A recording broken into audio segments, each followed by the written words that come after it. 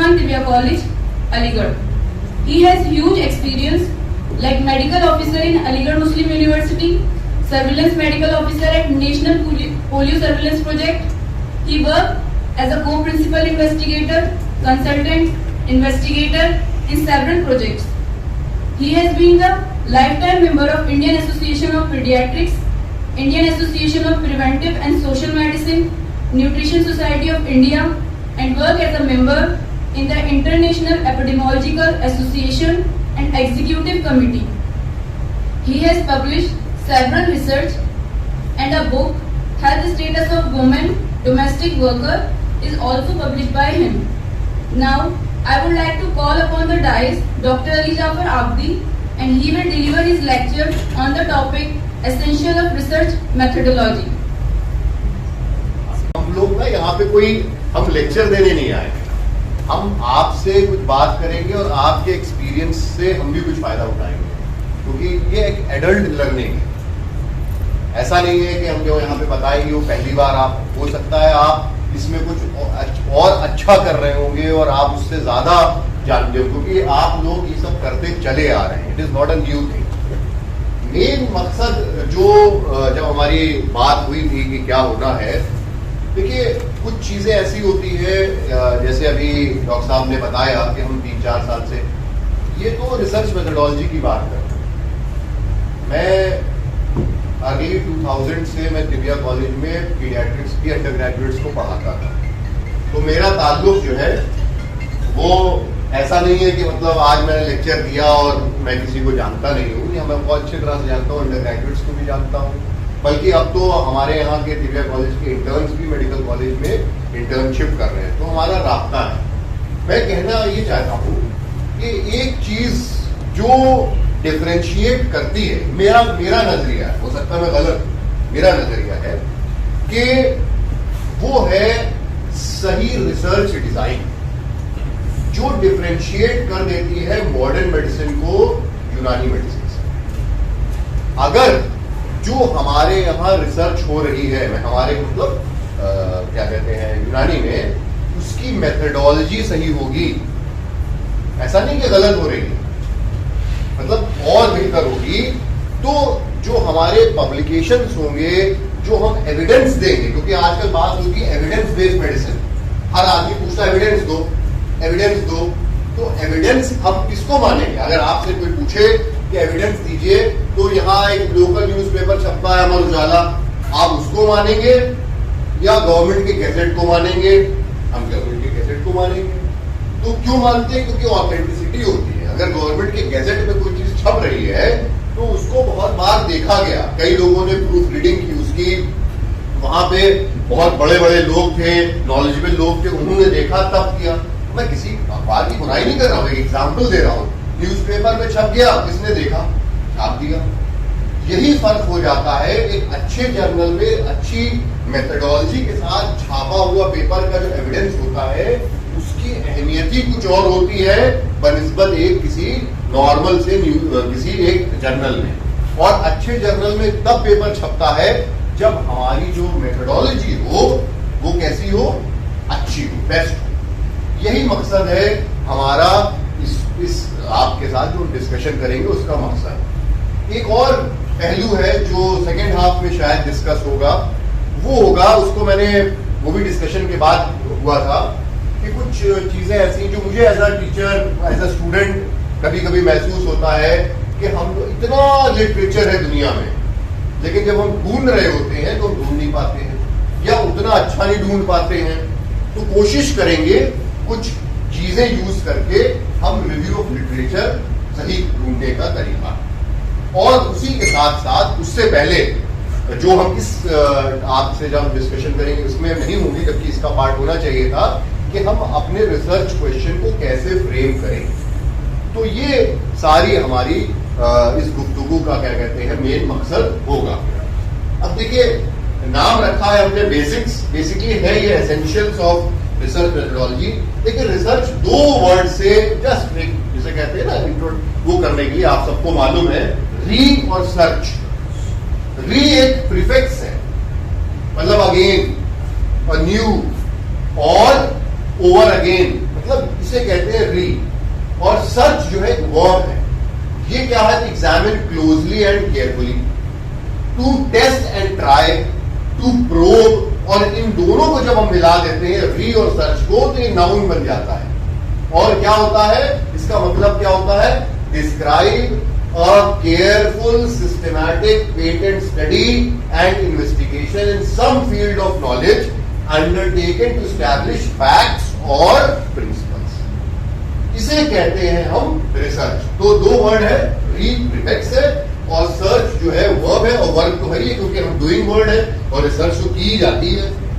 Methodology क्या चीज होती है? इसका refers to the methods, techniques and procedures.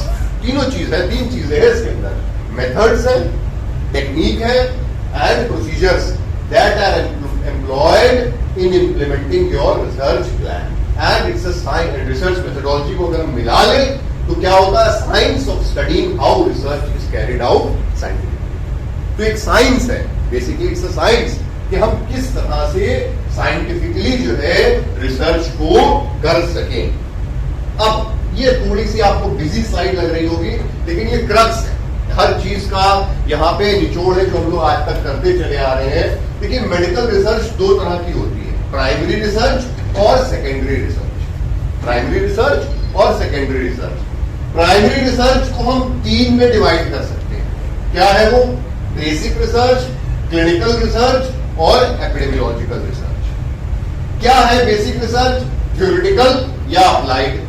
अब अप्लाइड आप एनिमल स्टडी, सेल स्टडी, किसी चीज, जेनेटिक है, बायोकेमिस्ट्री है, आप किसी में भी कर सकते हैं। हमारे जो ज्यादातर मेरा इंटरेक्शन है तिबिया में, ज्यादातर जो रिसर्च होती है वो सेकेंड वाली होती है, ज्यादातर क्लिनिकल रिसर्च, क्योंकि हम थीसिस के टॉपिक्स देखते हैं कि इस दवा का फॉर्मुलेशन उस दवा की एफिकेसी बराबर है कि ज्यादा है, ये ड्रग कॉम्बिनेशन उस ड्रग कॉम्बिनेशन कैसा है। ज्यादातर हम लोग क्लिनिकल रिसर्च कर रहे हैं। क्या होती है ये? या तो एक्सपेरिमेंटल हो सकती है या ऑब्जर्वेशनल हो सकती है, और फिर क्लिनिकल स्टडी के हमारे फेज होगा। अब तो फेज सबको मालूम है क्योंकि अभी सबने वैक्सीन लगवाई है, सबको मालूम है कि फेज 1, फेज 2, फेज 3, फेज 4 की जो हम लोग की वैक्सीन लगी है, सबने लगवाई होगी, किस फेज में मिल गई हमको? ये 3 फेज की, फिर 4th फेज अभी तक नहीं आया। और मैंने आखिर में एक स्लाइड रखी है इसीलिए जानबूझ के, हो सकता है मुझसे कोई सवाल पूछे तो बाद में बात कर लेंगे। फिर आई आपकी ऑब्जर्वेशनल, आप प्रोग्नोसिस देखना चाहते हैं, दवा देने के बाद क्या असर हुआ, कोई डायग्नोस्टिक, इधर डिपार्टमेंट भी पूरा डायग्नोस्टिक है ना आप सबके लिए। तो ये हमारी, फिर हमारी एपिडेमियोलॉजिकल रिसर्च, इसके बारे में भी बात होगी कि केस कंट्रोल स्टडी है, कि क्रॉस सेक्शनल स्टडी है, कि आरसीटी, ये सारी चीजें उसमें आती। फिर आई सेकेंडरी रिसर्च। सेकेंडरी रिसर्च क्या हुई? रिव्यू या मेटा एनालिसिस। एक चीज मैं आपसे कहना चाहूंगा, होता क्या है, अब इसको जिसका मैंने तस्करा आगे नहीं किया है इसलिए यहीं पे इसको खत्म कर दें। रिव्यू जो है बहुत इंपॉर्टेंट चीज। क्यों इंपॉर्टेंट है? मैं आपको एक छोटा सा एग्जांपल दूं। सन 2007 में, हो सकता है नंबर उल्टे सीधे गलत बता रहा हूं मैं, याद नहीं आ रहा है, मलेरिया के ऊपर जब पबमेड में ढूंढा गया तो तकरीबन 7 लाख आर्टिकल्स थे, 7 लाख। 2017, 10 साल बाद 70 लाख आर्टिकल से ज्यादा थे। 10 साल के अंदर अराउंड 10 टाइम्स इंक्रीज हो गई पब्लिकेशंस की। इसका मतलब क्या हुआ कि क्या हमको नई रिसर्च की उतनी जरूरत है? हम उन 70 लाख आर्टिकल्स को क्या पढ़ पाएंगे? तो ये पबमेड की बात कर रहा हूं, जो सब जहां इस तरह के पेपर नहीं छपाते हैं, बहुत ही स्ट्रिंजेंट उसका तरीका है। तो इसलिए ये रिव्यू जो है बहुत इंपॉर्टेंट चीज हो गई। अगर आपको कोई उस 70 लाख आर्टिकल्स का एक एग्जांपल दे रहा हूं मैं, उन 70 लाख आर्टिकल को कोई निचोड़ दे दे, क्या बुरी बात होगी? बहुत अच्छी बात होगी, बहुत अच्छी बात होगी। तो ये है रिव्यू। और रिव्यू ऐसा वैसा नहीं कि हमने 2-4 पेपर पढ़ लिए जो हमारे किसी के जानने वाले के थे, हमने क्या कहते हैं 2-4 पेपर पढ़ लिए और फिर हमने उसके बारे में नहीं, उसका एक तरीका होता है, उस उसका इंक्लूजन क्राइटेरिया होता है, उसका एक्सक्लूजन क्राइटेरिया होता है, और वही डिफरेंशिएट करता है सिस्टमैटिक और मेटा एनालिसिस। एक जुमले में अगर हम आपको बताएं कि मेटा एनालिसिस क्या चीज है, जो सिस्टमैटिक रिव्यू ऑफ लिटरेचर हमने किया है, अगर हमने उसमें कोई स्टैट्स लगा दी, वो हो गई मेटा एनालिसिस, और इसका भी जिक्र थोड़ी देर बाद फिर से होगा। तो ये भी उतना ही इंपॉर्टेंट है। हम लोग जब अपने स्टूडेंट से एमडी करा रहे होते हैं, तो रिव्यू ऑफ लिटरेचर एक ऐसी चीज है जिसको हम चेक भी नहीं करते हैं।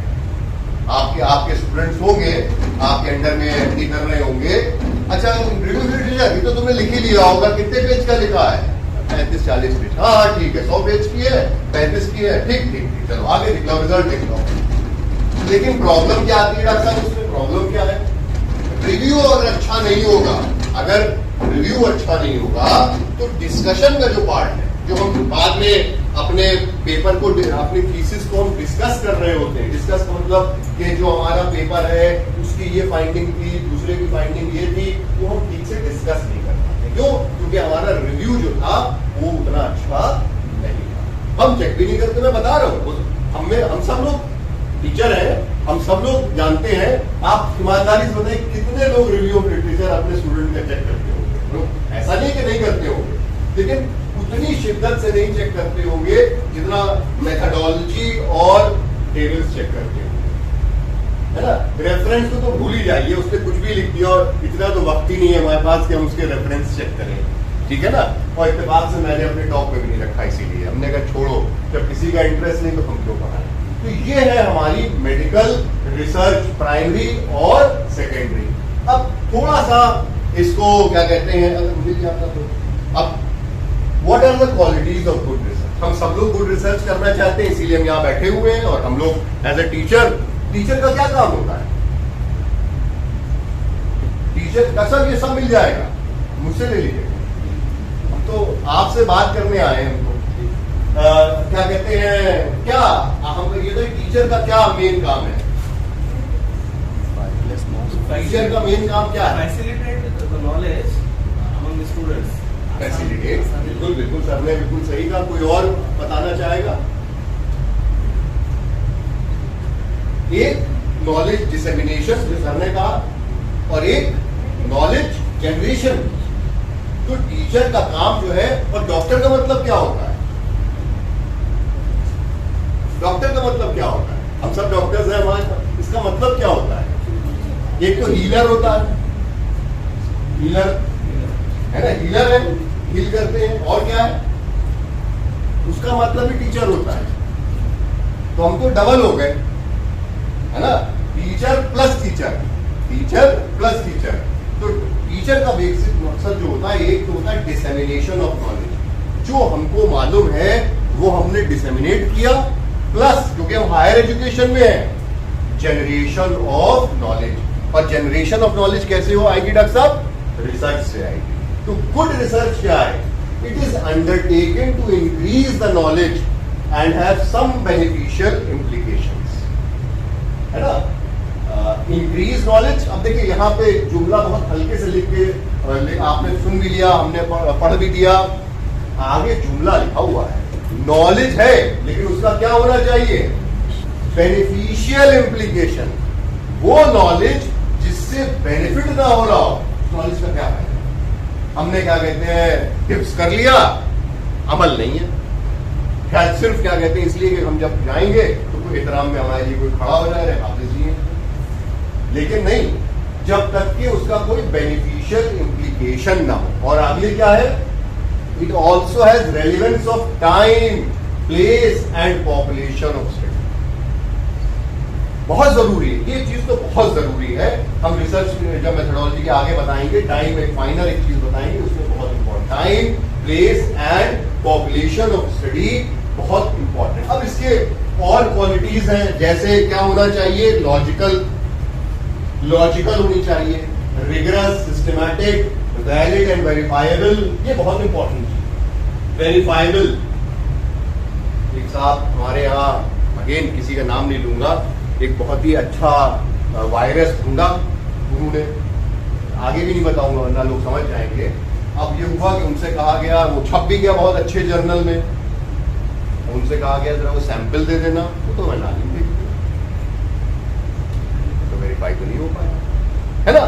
तो वैलिड एंड वेरीफाइबल, एम्पिरिकल भी होना चाहिए और क्रिटिकल बहुत इंपॉर्टेंट है, क्रिटिकल बहुत इंपॉर्टेंट। तो क्या मतलब हुआ, लॉजिकल का मतलब क्या हुआ, that research is guided by the rules of logical reasoning and the logical process of induction and deduction is essential in carrying out of research. Rigorous होनी चाहिए, बहुत ही रिगरस। कहते हैं ना, अरे क्या रिसर्च करने जा रहे हो किसी चीज में, तो कहना हाँ, रिसर्च का मतलब ही रिगरस होता है।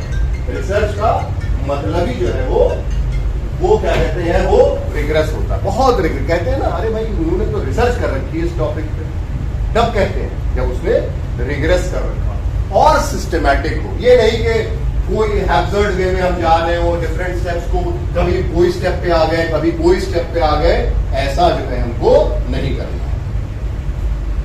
Now there are 3 levels of reviews before carrying out research. एक तो साइंटिफिक रिव्यू, मतलब जो आप करने जा रहे हैं वो नॉवेल हो, नया हो, रैशनैलिटी हो, रैशनल हो, जस्टिफाइबल हो। फिर एथिकली सही हो, ह्यूमन में करने जा रहे हैं तो खास तौर पे उसका, उसके बारे में हम आखिरी स्लाइड में बताएंगे भी। और रेगुलेटरी रिव्यू होना चाहिए, अगर कहीं से आप फंडिंग ले रहे हैं तो वो रेगुलेटरी होना चाहिए। अब बेसिकली ब्रॉड स्कोप क्या है हेल्थ रिसर्च का, ये ब्रॉड स्कोप है, क्या है, गेटिंग एडिशनल और न्यू इंफॉर्मेशन है ही नहीं इस फील्ड में, इसलिए हम रिसर्च करना चाहते हैं। जैसे आर मोर, अभी हुआ है ये बिल्कुल वो है, are more of diphtheria and pertussis reported among adults in recent times. क्या एडल्ट्स की, जो बच्चों की बीमारी है डिप्थीरिया और पर्टूसिस, क्या अब एडल्ट्स में आने लगी है?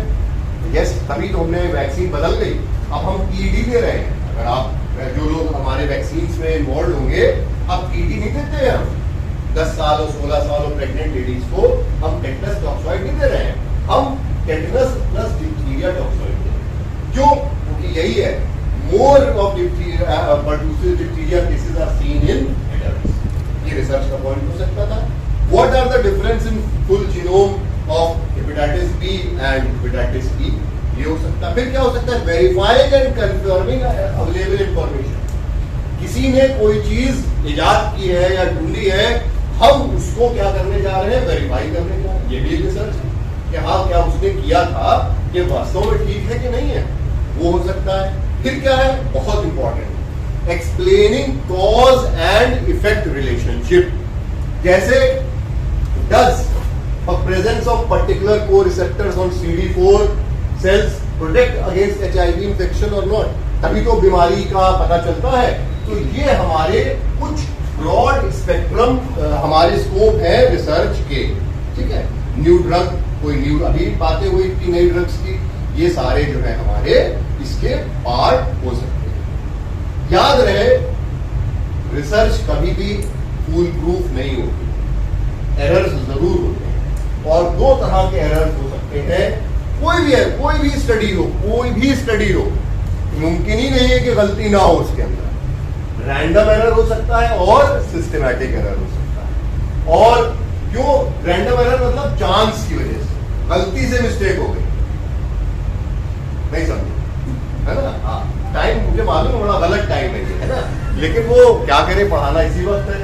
और सिस्टमैटिक एरर क्या चीज होती है, ड्यू टू बायस, हमारी गलती की वजह से, हमारी डिजाइनिंग की वजह से, हमारी नाअहलियत की वजह से, किसी वजह से हो सकती है। अब कुछ ये थोड़ा सा यहाँ पे वैसी चीज मैं बता रहा हूं, लेकिन ये है इंपॉर्टेंट। रिसर्च वर्कर के लिए कुछ चीजें बहुत इंपॉर्टेंट है अगर हमको रिसर्चर बनना है। A spirit of adventure in seeking new facts. फिर क्या है, परसिवरेंस एंड पेशेंस। हम क्या चाहते हैं कि आज ही हम रिजल्ट निकाल ले, आज ही हम क्या कहते हैं छपवा भी दे और आज ही इनाम भी मिल जाए। ये लेकिन पेशेंस मांगता है, रिसर्च जो है पेशेंस मांगती है। और सबसे जरूरी चीज क्या है, इंटीग्रिटी। इंटीग्रिटी, इसके बारे में हम आखिरी में बात भी करेंगे, और ये बहुत इंपॉर्टेंट है कि हम इसको करें। एक रिसर्चर के अंदर ये क्वालिटीज होनी चाहिए।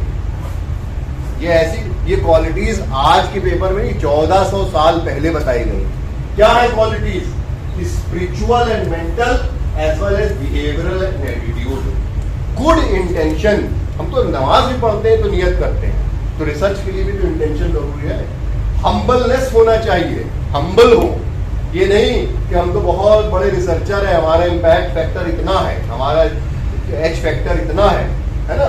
फ्रीडम फ्रॉम एनवी, जलन हसद से, higher level of understanding, compassionate by heart, truthfulness by heart, piety, तकवा, सेटिस्फैक्शन, और उसके साथ साथ ये बिहेवियर बहुत इंपॉर्टेंट है। सबसे पहला क्या है? विजिटिंग द लर्नेड, जो पढ़ा लिखा है, आलिम है, उससे मिलने जाए। यही रिव्यू ऑफ लिटरेचर ही तो हुआ, ये उस जमाने में यही तो था, वही तो हाफिज थे, उनके लिखते थोड़ी थे। तो ये क्या है? Review of literature, discussion with the learned, refined manner, tolerance of behaviour, compassion in behaviour, gentleness, ये सारी चीजें जो है ये एक रिसर्चर में होनी चाहिए। अगर ये नहीं है तो हमारे अंदर करना चाहिए। क्यों? क्योंकि according to the teaching of Islam, knowledge is divine light, नूर कहते हैं इसको, instilled in the heart of a person by God, ये अल्लाह की तरफ से। तो हमको उसके अंदर रूहानियत जब तक नहीं होगी, रिसर्च जो है रिसर्च नहीं होगी, सिर्फ प्रमोशन का जरिया होगा। 2 पेपर जरूरी है, पर्चे जरूरी है, इसलिए पेपर छापता हूं मैं एसोसिएट प्रोफेसर बनने के लिए, नियत करती है ना, यही तो है। It illuminates the heart of scientists and guides. If combined with faith in God, this leads a scientist to become successful not only in this world. ये मत सोचिएगा मैंने लिखा है, ये एक इंग्लिश जर्नल से मैंने निकाला है। ये पिछली स्लाइड थी, उसका भी रेफरेंस है मेरे पास, मेरा बनाया हुआ कुछ नहीं है, सबका रेफरेंस है। A scientist's words and action should reflect this divine light if his aims are godly. ये जरूरी था। पहले हम इसको आखिरी स्लाइड रखते थे, लेकिन आखिरी स्लाइड तो लोग सुनते नहीं थे, इसलिए मैंने शुरू में ही इसको रख दिया। कोई नहीं सुनता आखिरी स्लाइड, थैंक यू का इंतजार कर रहे होते हैं सब। ये है रिसर्च के प्रोसेस। क्या है? 5 steps in planning research. Total 8 है, 5 तो सिर्फ प्लानिंग के लिए है, इसलिए प्लानिंग बहुत इंपॉर्टेंट। क्या है? Formulating a research problem, conceptualising a research design, constructing an instrument for data collection, selecting a sample and writing a research proposal. ये हमारे 5 स्टेप्स हैं जो कि प्लानिंग के हैं। ये डिटेल में आने के बाद है ना, तो ये बाद में करेंगे। उसके बाद क्या है? 3 प्रोसेस है conducting the study, collecting data, processing data and writing a research report. तो प्लानिंग इतनी इंपॉर्टेंट है, 8 में से 5 जो है वो सिर्फ प्लानिंग के लिए है, और बाकी जो है वो कंडक्टिंग द स्टडी। इसकी प्लानिंग बहुत इंपॉर्टेंट पार्ट होता है रिसर्च का, और इसीलिए ये मैंने छोड़ दिया है, बाद में पढ़ेंगे। ये है life cycle of a research. अब ये जो बाकी की स्लाइड अब जो मैं बता रहा हूं, ये सब एक कोर्स है ICMR का, basic course of research methodology, जो हम लोगों के लिए कंपलसरी है पास होना। अब आप लोग के अभी जल्दी आ जाएगा, तो ये मैंने सारा का सारा, ज्यादातर मैं जो यहाँ पीजीज को पढ़ाता हूँ वो भी उसी से पढ़ाता हूँ। क्या जरूरत है, जब एक स्टैंडर्ड मौजूद है तो मैं उसी को फॉलो करता हूँ, समझाने वाली चीजें अपनी तरफ से कर देता हूँ, तो ये आपको मिल जाएगा। ये मैंने ICMR की जो एक 22 लेक्चर की सीरीज है उसी से बनाया, ठीक है। क्या है ये? सबसे पहले आइडेंटिफाई डेटा नीड्स, फिर क्या है? Spell out the research question, formulate the study objectives, फिर क्या हुआ? Plan the analysis, prepare data collection instruments, collect data. अब डेटा कलेक्ट करने से पहले आपको इंस्ट्रूमेंट आपके पास होने चाहिए, कोई भी इंस्ट्रूमेंट हो। आप क्वेश्चनेयर आपका इंस्ट्रूमेंट है, पीपी इंस्ट्रूमेंट आपका इंस्ट्रूमेंट है, आप कोई दवा दे रहे हैं वो इंस्ट्रूमेंट है, कोई फॉर्मुलेशन दे रहे हैं वो इंस्ट्रूमेंट है। फिर analysis of data, draw conclusions and formulate recommendations, और उसके बाद आप इन्फॉर्म द स्टेक होल्डर, और फिर उसके बाद फिर वही चीज शुरू हो गई। क्यों? क्योंकि हर स्टडी में कुछ ना कुछ कमी होती है। हर स्टडी बताती है कि ये आज हमने कर लिया है, अगर एक ब्रॉडर स्टडी होगी तो उसके लिए आप और स्टडी कर सकते हैं। देखिए अच्छे पेपर्स में अगर आप देखें तो नीचे लिखा होता है कि फ्यूचर रिसर्च के लिए क्या रिकमेंडेशंस, फ्यूचर रिसर्च के, क्योंकि आपने बहुत मेहनत की, आपको लगा कि हम यहीं तक कामयाब हो सके। क्यों? क्योंकि हमारी सलाहियत इतनी थी, हमारे पास जो चीजें थी वो इतनी थी। किसी हायर सेंटर पे होगी तो हो सकता है उनके पास एक्सपर्टाइज हो, वो ये चीज कर सकते। जैसे हम लोग पेशेंट को रेफर नहीं करते हैं। एक पेशेंट हमारे पास आया, फर्ज कीजिए हमारे पास, हम एक क्या कहते हैं प्राइमरी हेल्थ सेंटर पे या CHC पे बैठे, निमोनिया का एक मरीज आया, तो हमने एक हद तक की उसको दवा दी, और उसके बाद जब उसकी सांस ज्यादा उखड़ने लगी और वेंटिलेटर की जरूरत पड़ गई तो हमने फट से उसको ऑक्सीजन के साथ डिस्ट्रिक्ट हॉस्पिटल भेज दिया।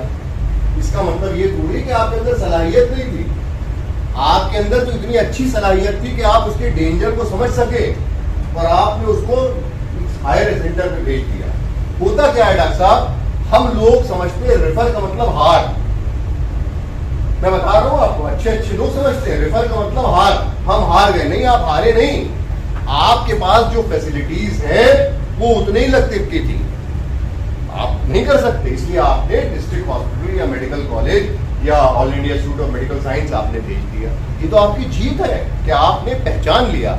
सेम चीज रिसर्च में होती है कि हमारी सलाहियत, हमारी जो क्या कहते हैं इंफ्रास्ट्रक्चर था, उस लेवल पे हम इतना कर सकते हैं। उसके बाद हम फ्यूचर रिसर्च के लिए रिकमेंडेशंस दे रहे हैं।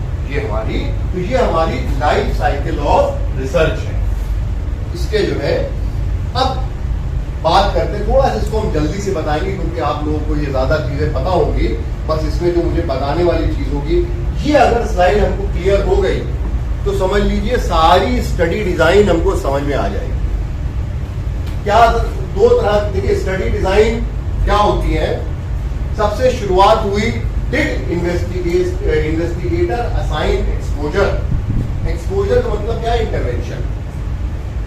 एक्सपोजर का मतलब यहां पे क्या हुआ? इंटरवेंशन। ठीक है, यस या नो। अगर हमने कोई इंटरवेंशन नहीं किया है तो वो होगी ऑब्जर्वेशनल स्टडी, और अगर हमने कोई इंटरवेंशन किया, इंटरवेंशन कुछ भी हो सकता है, डायग्नोस्टिक टेक्निक हो सकती है, दवा हो सकती है, वैक्सीन हो सकती है, कोई सलाह हो सकती है। अच्छा एक चीज और बताएं आपको, हम लोग कभी कभी, ये मैं सबसे कहता हूं, अपने स्टूडेंट से भी कहता हूं, यहां भी कहूंगा, ये जो हम लोग सलाह देते हैं ना, आप कंसल्टेंट कहलाते हैं हम लोग। जरूरी नहीं है कि हर क्या कहते हैं मुलाकात का अंजाम दवा हो, कि बस मरीज आया नहीं आपने दवा लिख दी। जो आप उसको प्रिकॉशंस बता रहे हैं, जो आप उसको परहेज बता रहे हैं, जो आप वो भी तो उतना ही इंपॉर्टेंट है। तो ये जो एक्सपेरिमेंटल में वो जो आप बता रहे हैं, नमक कम लो, फिजिकल एक्टिविटी बढ़ाओ, तली हुई चीज ना खाओ अगर गैस्ट्राइटिस, तो ये क्या है? ये भी इक्वली इंपॉर्टेंट है। तो अगर आपने और कोई नहीं किया, कोई इंटरवेंशन नहीं, सिर्फ देख रहे हैं, अब दो तरह के हो गए, या तो कंपैरिजन ग्रुप है या कंपैरिजन ग्रुप नहीं है। अगर कोई कंपैरिजन ग्रुप नहीं है तो वो हो गई डिस्क्रिप्टिव स्टडी। जैसे केस सीरीज, केस रिपोर्ट, ये जो होते हैं ये क्या कहलाते हैं? Descriptive study. ये भी बहुत इंपॉर्टेंट होते हैं भाई। कोविड-19 कैसे पता चला? केस रिपोर्ट से तो पता चला। तो ये अब आया एनालिटिकल। तो एनालिटिकल और डिस्क्रिप्टिव में क्या फर्क है? कंपैरिजन ग्रुप होना और ना होना। इंटरवेंशन नहीं है, ऑब्जर्वेशनल। कंपैरिजन ग्रुप नहीं है, डिस्क्रिप्टिव। अगर कंपैरिजन ग्रुप है तो अब तीन तरह की स्टडी हो सकती है। कौन कौन सी? Cohort, case control, cross section. नाम सबने सुने हैं, नाम सबने सुने। ये तीनों में डिफरेंशिएट कैसे करते हैं? डायरेक्शनैलिटी से। मतलब जो हमारा एक्सपोजर, देखिए एक्सपोजर और आउटकम, एक्सपोजर और आउटकम मतलब, जैसे मैं एग्जांपल दूं आपको, ये दवा क्या कहते हैं, दवा हमने दी, ये क्या कहते हैं एक्सपोजर है, और मरीज ठीक हो गया, ये आउटकम है। ठीक है ना? ऐसे ही सिगरेट स्मोकिंग क्या है, एक्सपोजर है, लंग कैंसर आउटकम है। तो अगर क्रॉस सेक्शनल में क्या होता है कि हमको पता नहीं होता है, एक्सपोजर और आउटकम साथ साथ हो रहा होता है। ठीक है, अभी एग्जांपल देके हम समझाएंगे।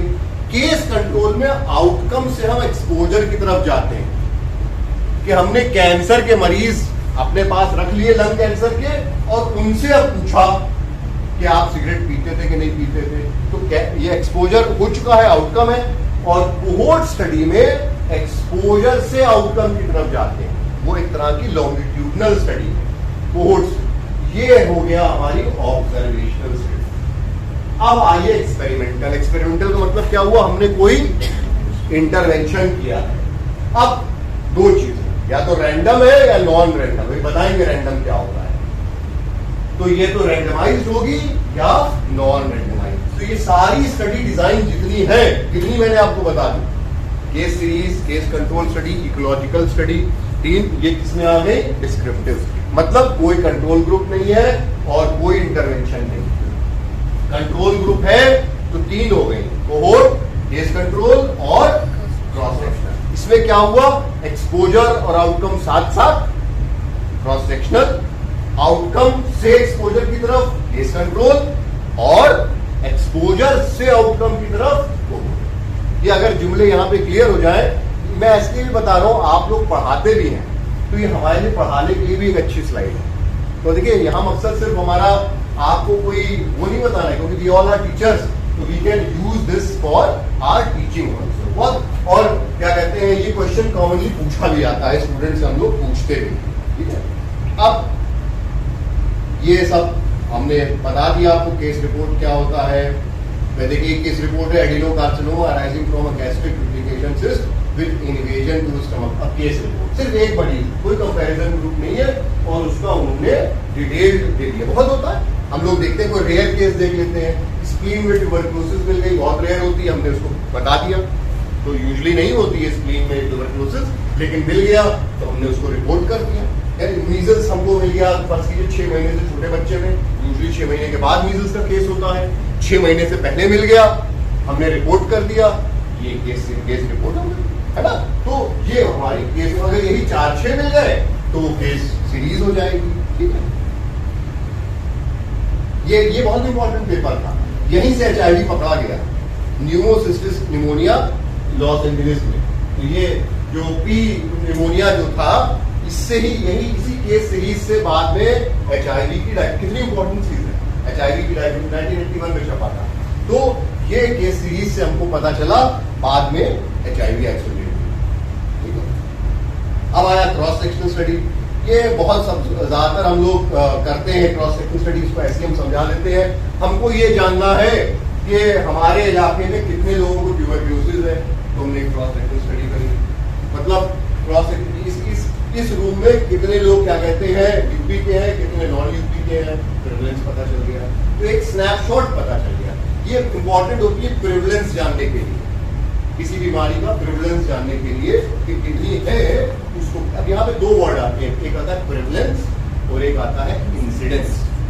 प्रिविलेंस होता है old plus new cases in a particular time, और इंसिडेंस मतलब क्या होता है, number of new cases in the population in a given time. ठीक है, incidence usually cross sectional study से भी पता करते। क्यों? अब हमने फर्ज करो कि हमने कहा कि 12:15 बजे कितने लोग यहाँ थे, तो वो हो गया प्रेवलेंस। 12:15 के बाद कितने आए, जो नए आए वो हो गए इंसिडेंस। ठीक है, तो ये जुमला हम लोग क्योंकि बहुत कॉमनली यूज करते हैं, तो सही वर्ड हमको पता होना चाहिए। इसके फायदे होते हैं, quick, easy to perform, less expensive. हम जानना चाहते हैं कि हमारे इलाके में जो स्कूल्स हैं उनमें बच्चों में मायोपिया कितना है, हमने गए और नाप लिया। तो ये हमारी क्रॉस सेक्शनल स्टडी हो गई। क्रॉस सेक्शनल स्टडी से लेकिन कभी भी हाइपोथेसिस नहीं बनती। तो ये हमारी चीजें हैं। Analytical study, cohort study. Cohort study को ऐसे समझ लीजिए कि ये लॉन्गिट्यूडनल स्टडी होती है। ये होता है कोहोर्ट स्टडी। इसमें हमने पॉपुलेशन ली और इसमें जो है एक्सपोज और नॉन एक्सपोज, और उसके बाद फिर इसको फॉलो अप करते हैं 5 साल, 10 साल, 15 साल, 20 साल। कुछ स्टडीज तो 60-70 साल से चल रही है। कि जो हार्ट डिजीज की जो रिस्क फैक्टर्स हमको पता चले या कुछ भी दवाओं का क्या कहते हैं हमको असर दे, ये हमारी ये कोहोर्ट स्टडी से पता चला। लेकिन ये बहुत टाइम कंज्यूमिंग होता है। रेयर डिजीज में जो है हम इसको नहीं कर सकते, हाँ रेयर एक्सपोजर में कर सकते हैं। तो ये हमारे इसके लिए थोड़े से वो, इसको मैं इसलिए जल्दी से कर रहा हूँ कि हम और आप जल्दी ये करते नहीं है ना, इसलिए ऐसा नहीं है कि ये इंपॉर्टेंट नहीं है, ये है इंपॉर्टेंट है और ये करते हैं। ये जो हमारी वो है केस कंट्रोल हम लोग करते हैं कि हमने क्या किया, ये जल्दी हो जाता है, ये जल्दी हो जाता है। हमने केस लिए और उसके साथ साथ वो कंट्रोल ले लिए। एक तो बीमारी है और एक तो बीमारी नहीं। बस ये हमको देखना है कि किसको, हमको देखना है क्या कहते हैं association between cigarette smoking and lung cancer. ये ना ये बार बार ये जो आप नाम पढ़ रहे हैं ना, डॉल एंड हिल, इनके ऊपर सिगरेट टोबैको इंडस्ट्री ने केस कर दिया क्योंकि इन्हीं ने ही निकाला था कि सिगरेट स्मोकिंग से कैंसर हो जाता है। और आप ताज्जुब करेंगे कि जो साइंटिफिक बॉडी थी उस टाइम, उसने भी इनका सपोर्ट नहीं किया। ऐसा था टोबैको इंडस्ट्री बहुत पैसे वाली इंडस्ट्री है, बहुत पैसे वाली, सभी तो बैन नहीं हो पाती है टोबैको। तो ये जो केस कंट्रोल स्टडी है बेसिकली हिस्टोरिकल है। तो ये कोर्ट में जज के सामने गया, उसने बताया कि हमने इस तरह से स्टडी की है, मतलब इसका जुडिशियल वो हुआ, मुआयना हुआ है ना। तो जूरी बैठी इसके ऊपर, क्या करना होता है, एक लंग कैंसर का पेशेंट है हमारे पास, एक नहीं है। उसमें हमने देखा कितनों ने स्मोकिंग की है, कितनों ने स्मोकिंग नहीं की है। वो ऑड्स रेशियो देखते हैं, उसमें वो ऑड्स देखते हैं, ठीक है ना। कुछ ऐसे होंगे जिन्होंने स्मोक नहीं किया होगा तभी कैंसर होगा, कुछ ऐसे होंगे जिन्होंने स्मोक किया है तभी कैंसर नहीं है। तो ये देखना पड़ता है कि उसका ऑड्स कितना है। यहाँ पर एक चीज हम बताते चले आपको, जब हम केस कंट्रोल स्टडी कर रहे होते हैं तो कंट्रोल लेना बहुत इंपॉर्टेंट होता है कि आपने कंट्रोल लिए कौन से। यूजुअली क्या होता है कि बिल्कुल सिमिलर सारी कैरेक्टरिस्टिक्स होनी चाहिए जो केस में है, तभी आप डिफरेंशिएट कर पाए। और दूसरा वो डिटेल हो जाएगा, लेकिन बताते चले कि कंट्रोल जो है हमेशा 3 4 से ज्यादा नहीं लेना चाहिए पर केस, वरना फिर क्या होता है हमारी जो स्टडी की पावर जो है वो कम हो जाती है। तो जैसे फर्स्ट कीजिए आपने 50 केस ले लिए, 100 या 150 कंट्रोल ले लीजिए, इससे ज्यादा मत लीजिए, टोटल 200 सैंपल साइज हो जाएगा, ठीक है ना। और हम डिफरेंशिएट कैसे करते हैं, ऑड्स, इसको हम ऑड्स रेशियो से, अगली स्लाइड में लिखेगा, इस तरह से हम इसको ऑड्स से देख लेते हैं। ये हमारी ऑड्स रेशियो बन जाता है। एक्सपोज्ड में odds that was case was exposed, odds that control over, इस तरह से हम डायगोनल रिलेशनशिप बन जाती है, एडी सीबी।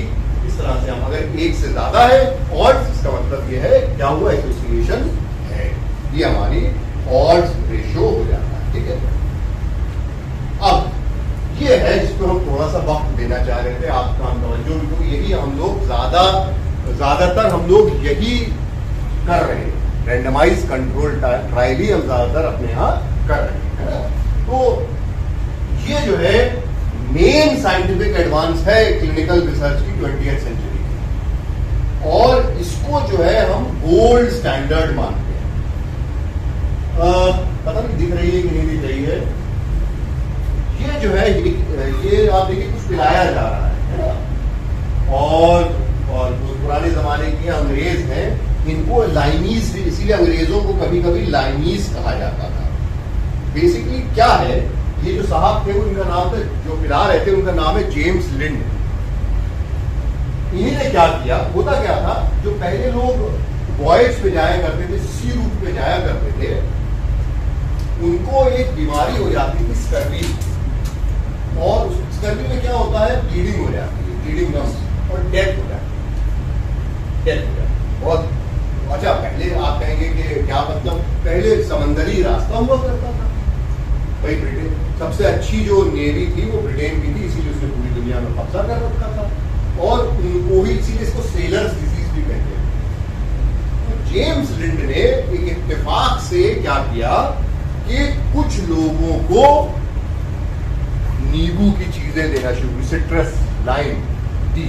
उसने कहीं से देखा होगा और उसने कंपेयर किया और ये देखा कि जिन लोगों ने लाइम, ऑरेंजेस, सिट्रस फ्रूट जो भी हो वो लिया तो उनकी जान बच गई। इसीलिए ये जो नेवी वाले जितने भी ब्रिटिश की जो नेवी थी वो अपने साथ नींबू और ऑरेंजेस लेके चलते थे, इसीलिए उनको लाइनीज कहने लगे। लोग चढ़ाते थे लाइनीज कह के, लेकिन जिंदा रह जाते थे। ठीक है, तो ये बेसिकली क्या है, एक क्या कहते हैं एपिडेमियोलॉजिकल एक्सपेरिमेंट है in which subjects in a population are randomly allocated into groups usually called study and control groups, RCT, randomized control trial, randomized control trial, है ना? They usually called study and control groups to receive and not to receive and experimental, preventive or curative procedure, maneuver और intervention। याद कीजिए पहली experimental मैंने बताया था ना, इंटरवेंशन। तो इसमें क्या हो रहा है, एक्सपेरिमेंटल है। क्यों? क्योंकि आप इंटरवीन कर रहे हैं। और इसका मतलब क्या हुआ, कोई प्रिवेंटिव, कोई थेरेप्यूटिक, कोई प्रोसीजर आप कर रहे हैं, कोई मैन्यूवर कर रहे हैं। भाई हड्डी बिठानी है, कोई इस तरह से बिठा रहा है, कोई इस तरह से बिठा रहा है, किससे अच्छी बैठी वो मैन्यूवर हो गया। और कोई इंटरवेंशन, इसे कहते हैं, हम इसको कहते हैं रैंडमाइज्ड कंट्रोल ट्रायल। अब देखिए बहुत आसान चीज है, स्टडी पॉपुलेशन ली और इसको हमने रैंडमली असाइन कर दिया करंट ट्रीटमेंट में और न्यू, यही तो हम लोग कर रहे हैं। तो एक नोन ट्रीटमेंट है और एक नया ट्रीटमेंट दिया, कभी कभी प्लेसिबो दिया और न्यू ट्रीटमेंट दिया। इंप्रूव हुआ, don't improve, improve, don't improve, इसे कहते हैं रैंडमाइज कंट्रोल ट्रायल। अब देखिए मैं वापस जा रहा हूं उसी स्लाइड जो मैंने आपको मेटा एनालिसिस और उसके बारे में मैंने आपके सामने अर्ज किया था। ये है hierarchy of epidemiological study design. सबसे अच्छा जो कहा जाता है एविडेंस वो है रैंडमाइज कंट्रोल ट्रायल, अगर एक्सपेरिमेंटल की बात करें या फिर मेटा एनालिसिस।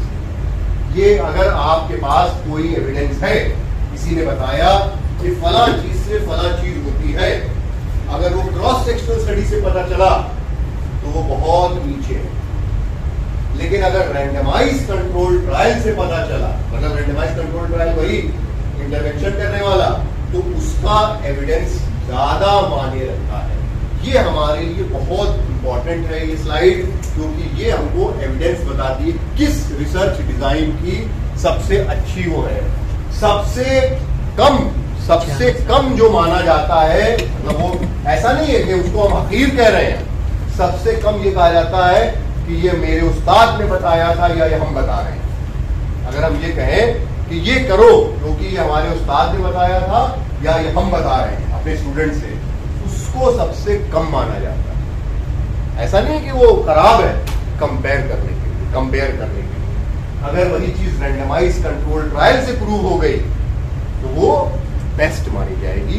उसको गोल्ड स्टैंडर्ड कहते हैं। इसका आप पूछेंगे हमसे कि आखिर इसमें क्या खासियत है, क्यों? क्योंकि इसके अंदर ग्रुप्स कंपेरेबल है, चांस नहीं, और बायस, अभी बायस के बारे में हम बात करेंगे, इसके अंदर बायस नहीं होती है, इसीलिए इसको जो है हम बेस्ट मानते हैं।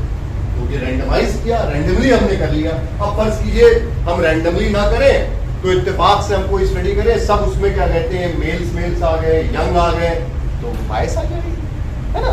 तो इसमें रैंडमली किया तो ये बहुत चीज हमारी इंपॉर्टेंट चीज हो जाती है। बेसिक स्टेप्स क्या है? एक प्रोटोकॉल। अच्छा, प्रोटोकॉल तो सब समझते होंगे। हम जब अपनी थीसिस करा रहे होते हैं सबसे पहले बच्चे से प्रोटोकॉल ही लिखवाते हैं, और फिर वही चीज सबसे हल्की चीज, प्रोटोकॉल के टाइम तो खुद भी नहीं पता होता कि हम क्या कराने जा रहे हैं। अरे लिख लो, जमा होनी है, जल्दी से लिख लो, बाद में देखा जाएगा। सब करते हैं, हम we all are guilty of doing this, है ना? सब लोग। फिर selecting reference and experimental population, randomisation, randomise करने के बाद इंटरवेंशन, फॉलो अप और असेसमेंट, ये हमारा बेसिक स्टेप्स।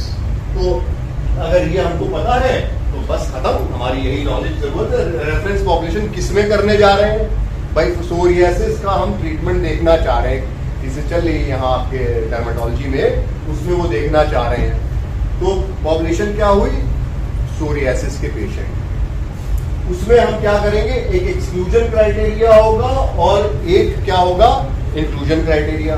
वो मरीज जिनके अंदर, मैं उसी का एग्जांपल दे रहा हूं कि कोई सिस्टमिक डिजीज ना हो, उनको हम नहीं ले रहे हैं। तो अगर किसी ने कहा हमें सोरियासिस के साथ डायबिटीज भी है, सोरियासिस के साथ हमको कोई फंगल इन्फेक्शन भी है, तो हो जाता है, तो उनको हमने एक्सक्लूड कर दिया। फिर क्या हुआ, स्टडी पॉपुलेशन, उसके एक्सक्लूड करने के बाद हमारी ये स्टडी पॉपुलेशन आई। कौन सी स्टडी पॉपुलेशन हुई, कि सोरियासिस के मरीज जिनको दवा हमने डायग्नोज कर लिया, फिर डायग्नोस्टिक टेक्निक, उसके बाद हमने उनको रैंडम कर दिया, कुछ आधे इधर जाओ आधे इधर जाओ, बाकी हमारे पीछे रहो। तो ये हो गया हमारा स्टडी पॉपुलेशन। इंटरवेंशन ग्रुप और कंट्रोल ग्रुप सब सेम है, बस हमने एक रैंडमली उनको अलग कर दिया। और फिर हमने देखा कि कुछ लोग लॉस टू फॉलो भी हो जाएंगे, भाई हर मरीज को हमारा कोई बंदी थोड़ी है वो, हमने उसको भाई नहीं आया, और फिर हमने उसका आउटकम देख लिया।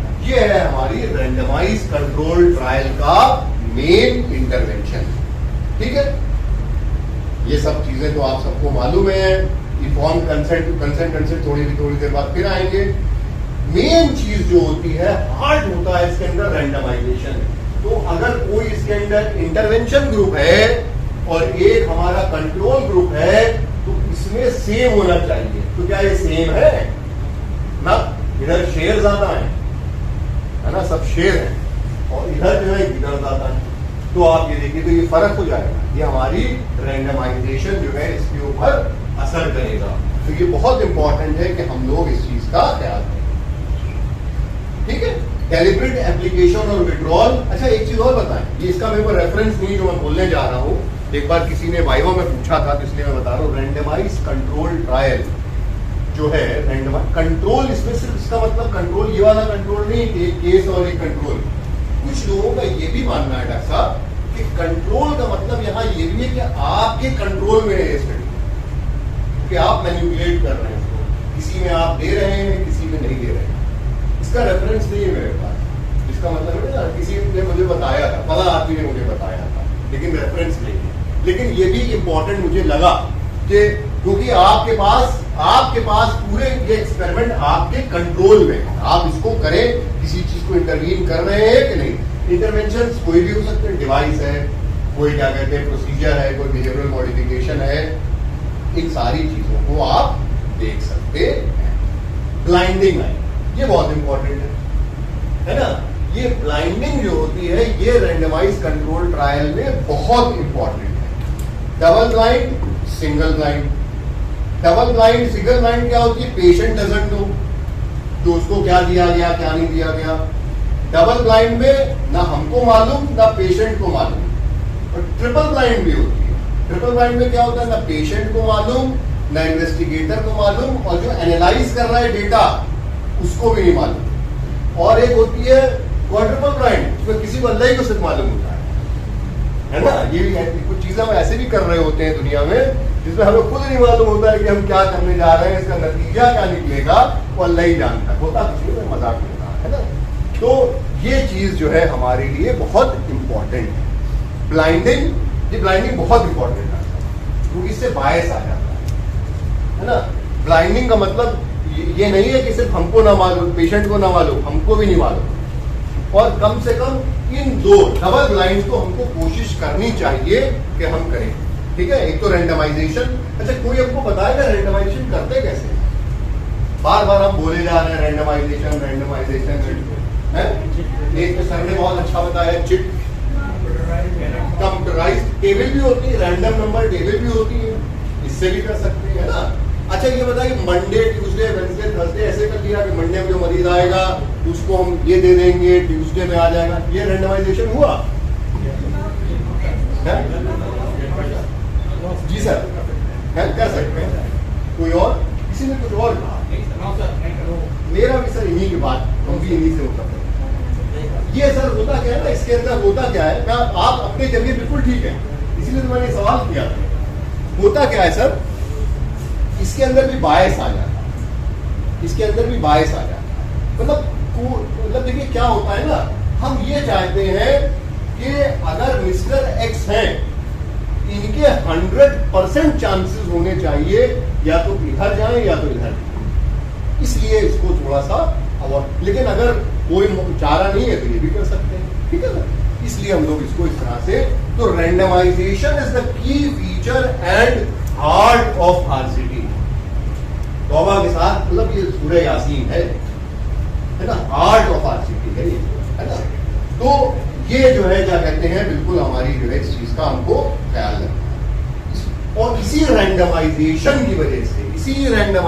की वजह से इसको इंपॉर्टेंट कहा गया है कि it provides the strongest evidence for casual. वो जो हमने आपको दिखलाया था पिरामिड, इसीलिए रैंडमाइजेशन की वजह से हमारी स्ट्रॉन्गेस्ट एविडेंस है कॉजल इन्फ्रेंस के लिए, ठीक है। अब बहुत तेजी से ये कंप्यूटर जनरेटेड, टेबल जनरेटेड, ये हमारी क्या कहते हैं वो हो गई, अब सिंपल रैंडम हो गई, स्ट्रेटिफाइड रैंडम हो गई। आई am not going into the details. अब कई तरह की हो सकती है, concurrent parallel study design, crossover design. एक मरीज है, हमने उसको ट्रीटमेंट ए दिया, दूसरे को प्लेसिबो दिया और उसके बाद आउटकम देख लिया। दूसरी स्टडी क्या थी, पहले मरीज है, इसको पहले एक दवा दी, कुछ दिनों बाद दूसरी दवा दी, ये क्रॉसओवर हो गया। इस तरह की आप देना, मतलब मरीज एक ही है, दवा दूसरी है, इसमें क्या है, लोग भी दूसरे हैं, दवा भी दूसरी है। तो इस तरह बहुत सिंपल तरीका है, इसके अपने अलग एडवांटेजेस और disadvantages. I am not going to do this, ठीक है। तो ये हमारे जो है क्रॉसओवर हो गया, ये पैरेलल हो गया। तो क्लिनिकल ट्रायल्स, प्रिवेंटिव ट्रायल्स, क्या कहते हैं रिस्क फैक्टर ट्रायल्स, ये सारे जो है ये क्लिनिकल ट्रायल्स हम लोग कर रहे हैं।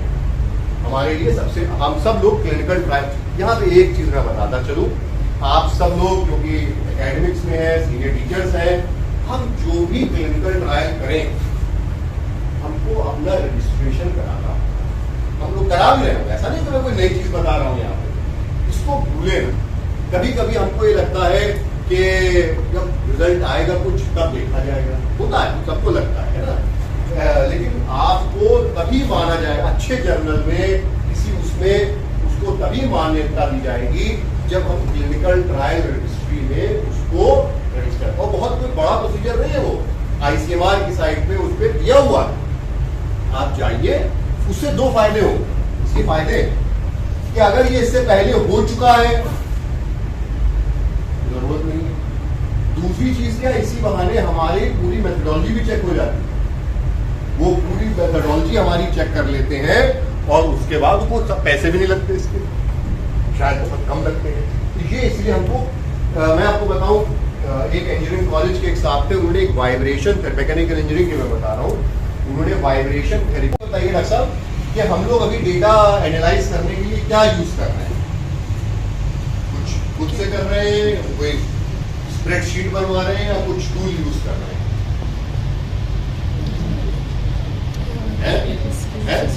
SPSS क्या है? SPSS क्या है? बड़ा नाम सुना है? अरे नहीं, तकल्लुफ मत कीजिए, आप भी बता सकते हैं, इसमें क्या शर्माना है? टूल्स वगैरह ज़्यादा यूज करें, क्या फुल फॉर्म है? हाँ, है ना।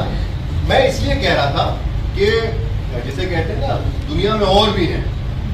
SPSS को हम लोग इसलिए यूज करें तो फ्री में मिल जाता है, अगर इसको सही कॉस्ट इसके लाखों में है, हम लोग क्योंकि मिल जाता है। एपीइंफो है, आर है, ये सब भी अच्छे हैं, आप उनको भी यूज कर सकते हैं, इसलिए मैंने कहा, है ना। और डॉक्टर्स के लिए, मतलब मेडिकल फील्ड के लिए तो आर बहुत अच्छा है, आप उसको यूज कर सकते हैं। तो अच्छा, इसको एक और फायदा है, कुछ भी नहीं है तो आप एक्सेल शीट में उसको ले लीजिए, नॉर्मल MS वर्ड में एक्सेल शीट होती है, आप उसमें ले लीजिए और वो एक्सपोर्ट हो जाता है। जैसे डॉक्टर साहब ने कहा SPSS, वहां भी एक्सपोर्ट हो जाएगा, आर में भी हो जाता है। Characteristic, characterise the study population, examine outcome exposure association, create additional. अच्छा, यहाँ पे एक चीज जो हम अपने रिसर्च स्कॉलर से कराते हैं, MD स्टूडेंट से कराते हैं, शायद आप भी कराते होंगे, हम क्या करते हैं कि पहले से ही हम डमी टेबल्स बनवा लेते हैं। डमी टेबल का मतलब क्या हुआ डॉक्टर साहब, कि उसकी हेडिंग पड़ी हुई है, और टेबल के क्या क्या वो होंगे, सिर्फ नंबर नहीं पड़ा होता है ना, सिर्फ नंबर नहीं पड़ा। उससे क्या फायदा होता है, अगर हमने ये पहले से डमी टेबल्स बना ली तो जो हमारा क्वेश्चनेयर होता है उसकी हमको वैलिडिटी भी हो जाती है। क्या हम वो सारी चीजें पूछ रहे हैं जो हमारी टेबल्स में आएंगी। अब टेबल्स कैसे बनाएं? टेबल्स बनाने का तरीका जो मतलब दिस इज माय वे, मैं देखिए एक एग्जांपल दे रहा हूं किताबी, आपका हो सकता है वो कोई और अच्छा होगा, प्लीज बता दीजिएगा। टेबल्स बेसिकली हम जो बनाते हैं वो जनरल से हम स्पेसिफिक पे जाते हैं कि पहले हमने जनरल फर्स्ट कीजिए, हमने दवा के किसी का हमने आरसीटी किया है, हम उसको जाना तो हम पहले बता देंगे कि हमारे इतने पेशेंट थे, 50 पेशेंट थे, जिसमें से मेल इतने थे, फीमेल इतने थे, एज ग्रुप उनका इतना था, हमारे क्या कहते हैं डिजीज ड्यूरेशन इतनी थी, कॉम्प्लिकेशन इतने थे, इतने लॉस टू फॉलो अप हो गए। हमने पूरा और भी बता सकते हैं कि उनके क्या कहते हैं रिलीजन ये थी, मैरिटल स्टेटस ये था, सोशल इकोनॉमिक ग्रुप, हमने एक जनरल टेबल बनाया। उसके बाद फिर हम एसोसिएशन वाली, तो हम देख लेंगे कि क्या हमने सारे वेरिएबल्स अपने क्वेश्चनेयर में ले लिए हैं। कभी मतलब हमने बाद में अगर टेबल बनाएंगे तो हम मिस कर सकते हैं। अब क्या फिर तो फिर अपनी तरफ से बन जाते हैं बाद में, है ना। कुछ ना कुछ तो हम लोग कहते हैं ना कि थीसिस करते वक्त नमक वाली बीमारी तो चल जाती है, आटे में नमक कहते हैं ना हम लोग, लेकिन फिर वही वाली जो हमने पहली स्लाइड में दुआ बताई थी, फिर वो उसका हमको ख्याल नहीं रहता है। तो नमक चोरी तो चोरी है, चाहे नमक की चोरी कीजिए चाहे शक्कर की चोरी कीजिए, तो इसका हमें ख्याल। देखिए एक होता है कि हमसे ना अहली थी हमारी, या हमको क्या कहते हैं पता ही नहीं था, वही वाली बात, गलती से मिस्टेक हो गई, और एक जानबूझ के मिस्टेक हो गई। ये हमारी कंडक्ट ऑफ एडवांस एनालिसिस, ये सारी चीजें लोग यहाँ पे सीक्वेंस ऑफ डेटा एनालिसिस और स्ट्रेटेजी हमारी ये है। इसको कोई बता, ये हम सबको मालूम होगा, लेकिन ये 4 प्रिंसिपल्स बहुत इंपॉर्टेंट है। आजकल देखिए एथिक्स की बात बहुत हो रही है। आज फिर मैं आपको बताऊं, ये जो मैंने आपको एक स्लाइड दिखलाई थी वो एथिक्स, इस्लामिक एथिक्स की किताब से ही मैंने दिया था आपको। तो ऐसा नहीं है मैं यहाँ किसी रिलीजन को प्रमोट करने नहीं आया हूँ, न किसी को करने नहीं आया हूँ, सिर्फ एक जैसे है ना कि आप एक बॉन्डिंग करने के लिए मैंने आपको बताया। Respect for autonomy, self rule, ये बहुत इंपॉर्टेंट है रिसर्च में। मरीज और जो सबसे इंपॉर्टेंट है मेडिकल साइंस की, मतलब सिर्फ सभी इंपॉर्टेंट है, ये नॉन बेनिफिसेंस। मतलब क्या हुआ? First do no harm. हम किसी का फायदा नहीं पहुंचा सकते किसी को, तो कम से कम नुकसान ना पहुंचाए। फर्स्ट डू नो हार्म, ये बहुत इंपॉर्टेंट एथिकल इशू है, सब इंपॉर्टेंट है।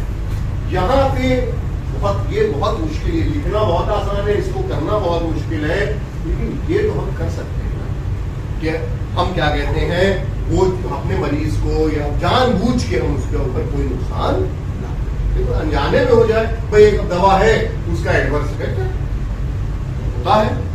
अब मीजल्स का वैक्सीन है, मीजल्स लाइक इलनेस हो जाती है उसमें, ओरल पोलियो वैक्सीन से पैरालिसिस हो जाती है, तो कोई आपने थोड़ी किया, तो नोन फैक्टर है। तो इसको हम कहते हैं, ये बहुत इंपॉर्टेंट है, जिसका हम लोगों को ख्याल रखना है। कंसेंट बहुत इंपॉर्टेंट है क्लिनिकल ट्रायल्स में, बहुत इंपॉर्टेंट है। इन्फॉर्म्ड कंसेंट क्या होता है? हम क्या लिखते हैं, सारा लिखते जो भी हो अंगूठा लगवा लेते हैं, है ना, लिखते जो भी हो अंगूठा लगवा लेते हैं। लेकिन डॉक्टर साहब मैं आपको बताऊं, हमारे अल्लाह उनको सेहत दे, हमारे साथ उन्होंने भी हमसे आज से 20 साल पहले कहा था, फिर कह रहा हूं कि इसको आप हल्के में ना लें, ये इसमें फंसने के चांसेस बहुत होते हैं। हम प्रैक्टिस की भी बात कर रहे हैं, सिर्फ रिसर्च की बात नहीं कर रहे हैं। We all are doctors also, ये तो भूल, पहले तो डॉक्टर है ना, मरीज देखने वाले। कंसेंट बहुत इंपॉर्टेंट, इसके पार्ट्स होते हैं, मतलब आप उनको समझाएंगे प्रोसीजर, उसके फायदे नुकसान बताएंगे और तब कंसेंट लेंगे। हम लोग क्या समझते हैं, अरे जाहिल आदमी क्या जाने, होता भी है ना, लेकिन हम ना समझा पाना हमारी जहालत है। मैं हमारे स्टूडेंट्स हैं, उनसे मैं कहता हूँ, जब उनकी हम केस शीट चेक करते हैं तो कहते हैं अरे सर वो मरीज बता नहीं पा रहा था। नहीं, आप पूछ नहीं पा रहे हैं, आप पूछ नहीं पा रहे हैं, आपकी गलती है। हकीकत यही होती है, हम पूछ ही नहीं पाते हैं, हमें पूछने ही नहीं आता, तो हम दूसरे को जाहिल और गंवार और पता नहीं क्या क्या कहते हैं। ये हमारे अंदर बहुत बड़ी प्रॉब्लम है। एक मरीज है, उससे हमने पूछा कि ये बताओ अपने बच्चे को ब्रेस्ट फीड कराती हो? Yes yes I feed breast. Doctor साहब पहुंचे, इन्हीं कहा how do you feed your child? इन्हीं कहा how do you feed your child? उसने कहा कि मैं ब्रेस्ट फीडिंग कराती हूँ और रात में बॉटल दे देती हूँ। अब हमारा पारा जो है 7वें आसमान पे, छुपा लिया हमसे छुपाया, उनको तुम सीनियर समझ रही। हुआ क्या, क्वेश्चन कैसे पूछा, हमको भी उसने सही आंसर दिया, इनको भी सही आंसर दिया। इनका क्वेश्चन ओपन एंडेड था, उसके आंसर बियॉन्ड यस नो थे। हमने तो ब्रेस्ट फीडिंग तो कराई रही थी वो, लेकिन जब आपने पूछा कि उसने, इन्होंने डॉक्टर साहब ने क्या पूछा, हाउ डू यू फील, अब उसको मौका मिल गया। बस ये एक छोटा सा एग्जांपल दिया है, ऐसे ही हम अपनी क्लिनिकल प्रैक्टिस में करते हैं। फिर हमको लगता है कि मरीज नहीं बता पा रहा है, बेसिकली हम नहीं बता पा रहे। फिर बहुत कॉमन है, डॉक्टर साहब समझ में आ रहा है, देखिए कह दिया हाँ, है ना? नहीं भाई, मैं एक बात आंसर दे रहा हूं, ये कोई आंसर थोड़ी हुआ, आप तो जजमेंटल हो गया भाई। उनके समझ में आ रहा है, उनके जजमेंट के हिसाब से सही है, लेकिन आपका तो कोई क्राइटेरिया होगा समझ में आने का कि नहीं आ गया। अच्छा तुम्हें समझ में आ गया, बताओ फिर ये दवा कैसे दोगी? अब उसने जब बताया तो पता चला वो तो यही समझ में आ रही, तो आपने उससे पूछा, उसके समझ में तो आ गई थी, उसकी समझ सही थी। ये मैंने आपसे क्यों कहा, बहुत इंपॉर्टेंट है डॉक्टर साहब, बहुत इंपॉर्टेंट बात है। क्यों? आपकी 8.5 साल की पढ़ाई सारी डिपेंड करती है उस प्रिस्क्रिप्शन के ऊपर। कितनी मेहनत की आपने, डायग्नोसिस बनाई, डायग्नोसिस के साथ साथ फिर सोचा कि कौन सी दवाई देनी है, और उसके बाद वो दवा सही न ले पाए, मरीज ठीक नहीं होगा। तो आपके अंदर जो इतनी तेज कंप्यूटर चला, साइन एंड सिम्टम दिमाग में डाले, आपने एग्जामिनेशन किया, लेबोरेटरिकल टेस्ट किए, इतने करने के बाद सारी की सारी दवाओं, उसको क्या मतलब कि आपकी कितनी डिग्री है, उसको तो ठीक होने से मतलब है। एंड रिजल्ट क्या हुआ, आपने लिखा था बीडी, वो टीडीएस लेने लगे, फर्ज करो, वैसे टीडीएस कोई नहीं लेता, दिन में एक ही बार लेने लगा। उसकी अंडरस्टैंडिंग, आपको अंडरस्टैंडिंग चेक करनी है। आपकी ओपीडी बहुत बिजी हो, मैं बता रहा हूं डॉक्टर साहब, 1.5 से 2 मिनट से ज्यादा नहीं लगेंगे एक्स्ट्रा, इससे ज्यादा नहीं लगने वाले, लेकिन मरीज को बहुत फायदा होगा, लौट के आएगा और आपको भी सेटिस्फैक्शन मिलेगा। याद है हम लोग इसीलिए आप इस प्रोफेशन में आई हैं, इसको प्लीज मत भूलिएगा। ये हम लोग जब, ये मैं आपसे इसलिए कहा कि जब हम लोग बात करते हैं डिस्ट्रिक्ट हॉस्पिटल के डॉक्टर्स से, उनसे अरे डॉक्टर साहब बहुत बिजी रहते हैं, बहुत बिजी रहते हैं। मैं किसी की बुराई नहीं कर रहा हूँ, डॉक्टर साहब कितने बजे की ओपीडी टाइमिंग क्या है? डॉक्टर साहब 8 से 2 है। डॉक्टर साहब आना कितने बजे होता है? अरे डॉक्टर साहब घर भी तो हमारा बहुत दूर है, 10 बजे तक आ जाते हैं। अरे कम भी तो होते हैं। डॉक्टर साहब कितनी पोस्टिंग है? 3 की है, 2 आते हैं, एक तरह उस दिन रिलीव रहता है, तो ड्यूरेशन भी कम। मैं बुराई नहीं कर रहा हूँ, बहुत मुश्किल नौकरी है वो सारी। हम तो क्या कहते हैं, हमें तो ट्रैवल टाइम क्या, घर से निकले और पहुंच गए अस्पताल, अल्लाह बचाए ऐसी नौकरी से। लेकिन वो क्या रहा है, हमने सारा जो है उस मरीज का नुकसान है ना।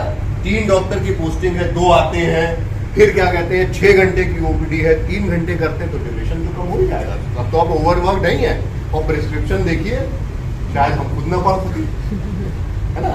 तो ये इन्फॉर्म्ड कंसेंट इसलिए बहुत जरूरी है, और इसका हमको ख्याल रखना है।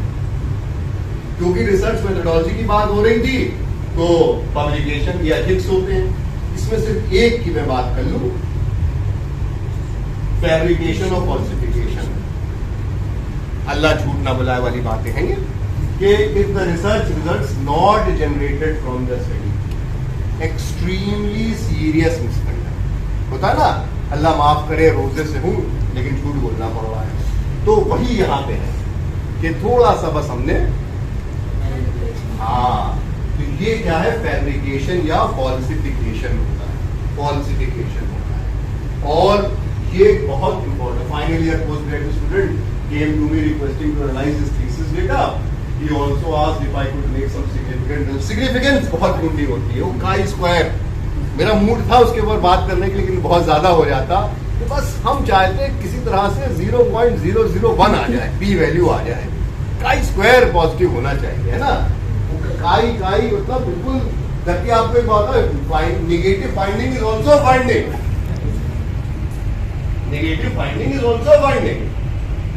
तो ये क्या है, फॉल्सिफिकेशन। और जब हमने पूछा भैया ये बताओ डेटा तुमने कहां से लिया था, तो उसने धीमेस कहा सर वो सीनियर की थीसिस से ले लिया था। यही तो होता है, यही होता है ना। तो ये देखिए हम लोग हंस रहे हैं, इसका मतलब जानते हैं कि हम लोग बहुत लाइटली लेते हैं। मैं आपको बता रहा हूँ, हम सब गुनहगार, मैं आपको नहीं कह रहा हूँ, तो अपने आप को कह रहे हैं, ठीक है। ऑथरशिप, चेयरमैन साहब का नाम होना ही है ना, कोई कहे तो नहीं, हाँ डीन साहब का होना ही है ना, और कहीं अगर प्रिंसिपल हुए, इसका बहुत है। ये हमारे फिर अगर I was blessed to have good teachers, हमारी मैडम भी कहती कि कभी भी गिफ्ट ऑथरशिप नहीं करना, खुद बनना हकीकत है, कोई फायदा नहीं होता, कोई फायदा नहीं होता। तो ये बहुत इंपॉर्टेंट है, ऑथरशिप क्राइटेरिया बहुत इंपॉर्टेंट है कि जिसका सच्ची में कंट्रीब्यूशन हो उसी का नाम आप डालें, ये भी गलत है ना। फिर क्या होता है, ये तो बहुत हम लोग करते हैं, एक जर्नल में भेज दिया, एक जर्नल जहां से जवाब आ गया उसको हमने कर, या फिर क्या किया, एक स्टडी की और एक टेबल से ये पेपर निकाला, दूसरी टेबल से ये निकाला, ये भी गलत लोग कहते हैं।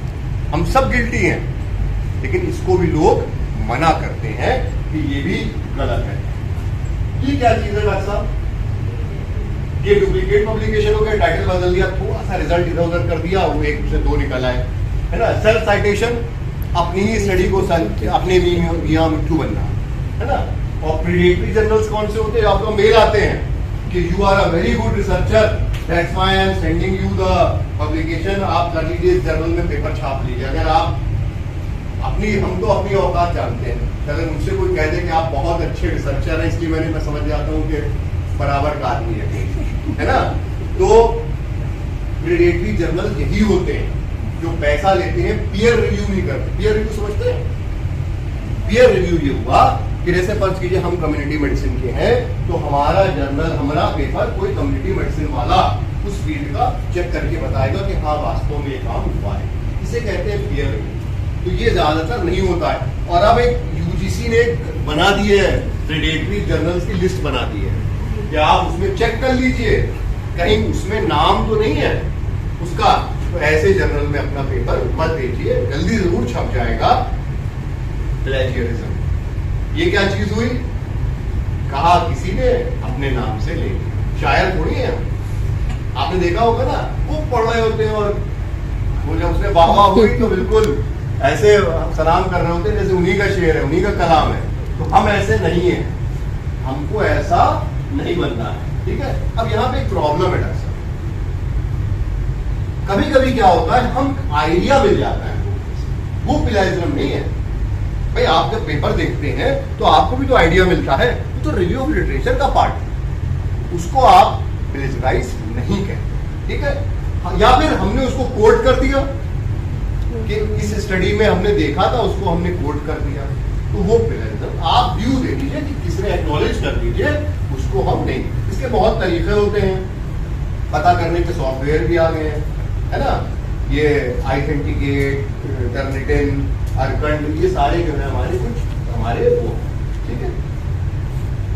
क्या हो सकता है, या तो कभी कभी देखिए अच्छे जर्नल में पेपर रिट्रीव हो। मेरा ये कहना है कि जितनी जल्दी हमारी चोरी पकड़ी चली जाए बचपने में ही, उतना फायदा है। पहला अल्लाह न करे कहीं डायरेक्टर बन जाए, कहीं कुछ बन जाओ, तब पेपर पकड़ा जाए, तब बड़ी रुसवाई होती है। तो ये कुछ भी हो सकता है, ऑथर ब्लैकलिस्टेड हो जाता है, इंस्टीट्यूट भी एक्शन ले सकती है, ये कुछ भी होता। क्या है डॉक्टर साहब, ज्यादातर थीसिस के साथ होता है, थीसिस रखी होती है, स्टूडेंट चला जाता है, कुछ कर नहीं रहा होता है, और हम लोग दे देते हैं जाने अनजाने में, लो तुम जरा इसमें से पेपर निकालो, उस बच्चे का नाम नहीं डालते हैं, उसको फिर एकदम से याद आता है अरे मैंने काम किया था, मेरा तो नाम ही नहीं है, फिर वो कर देता है। ये याद रहेगा साहब कि बच्चा हमारा जो है, क्योंकि वो भी ख्याल है कि आजकल की जनरेशन हमारे टाइम की जनरेशन नहीं है, they are of the future generation. हमेशा ख्याल रखिएगा डॉक्टर साहब कि मैं तो देखिए डॉक्टर साहब करता हूँ 3 महीने बाद एक मेल डाल देता हूँ अपने स्टूडेंट को कि मस्ट बी बिजी, कि बताओ इंट्रोडक्शन तुमने कितना लिख लिया, रिव्यू ऑफ लिटरेचर कितना लिख दिया। शुरू में देखने को लगा सर कितने अच्छे हैं कि मेल डालते, उन्हें क्या मालूम सर अपने को बचा रहे हैं, सर अच्छे नहीं है, सर बचा रहे हैं अपने को, ये हमको करना पड़ेगा doctor. Now I request Dr. Sadiq Ali, Assistant Professor in the National Institute of Unani Medicine, Bangalore, to present a memento to Dr. Ali Jafar.